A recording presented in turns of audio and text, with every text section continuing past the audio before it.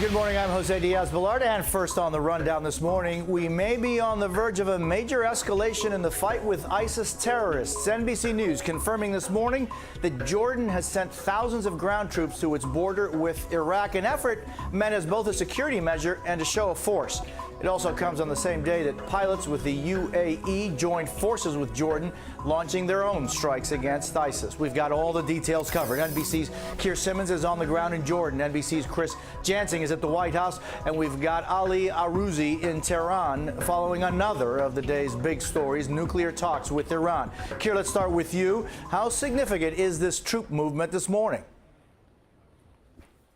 Jose, good morning. Well, it's clearly another move by the Jordanians to show their strength. They are sending, we are told by government sources in Jordan, thousands of troops to the border to protect the border. But of course, as you mentioned, it comes as the UAE says it has conducted its first major strikes against ISIS using its F-16s from a base here in Jordan. It all comes together as the King of Jordan's push to try and unite nations in this region in a new push against the ISIS in Iraq and Syria. But at the same time, there are aspects pushing against this. There's an interview this morning with Syria's President Assad in which he suggests that there are some communications between his government and the allied forces ranged against ISIS. And the Deputy Prime Minister of Iraq is saying that he does not believe that his forces are ready for a ground offensive. He says it could be a month before they are ready.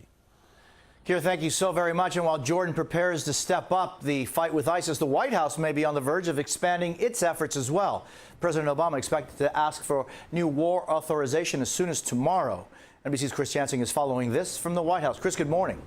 Good morning, Jose. Yeah, this is what everybody knows as the AUMF, the authorization for use of military force. Going to be really interesting to see what the language is on it. This is something that the White House has been working on very closely with Capitol Hill, maybe as closely as they have worked on any piece of legislation. You're going to look for three things, Jose. The first one is, what does it say about boots on the ground? That's going to be the biggest sticking point. There are people like Nancy Pelosi who say that's a non-starter.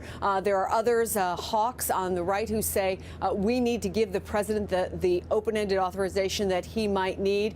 Maybe there is language somewhere in the middle that restricts boots on the ground for very specific purposes, say if they needed to rescue U.S. personnel on the ground. The second thing, how long will it last? Very few people who voted on the original authorization post 9/11 thought it would still be used more than a decade later, and so there may be some time restrictions here. In addition to that, will there be geographic boundaries? Will it be limited to just Iraq and Syria, or could it go wherever ISIS goes? There are a lot of Republicans in particular who say, look, this is an evolving threat, and wherever ISIS shows its ugly head, we need to be, places like North Africa.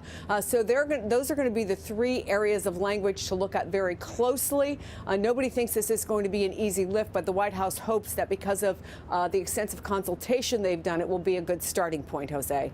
And so, Chris, what happens once Congress does get its hands on the AUMF?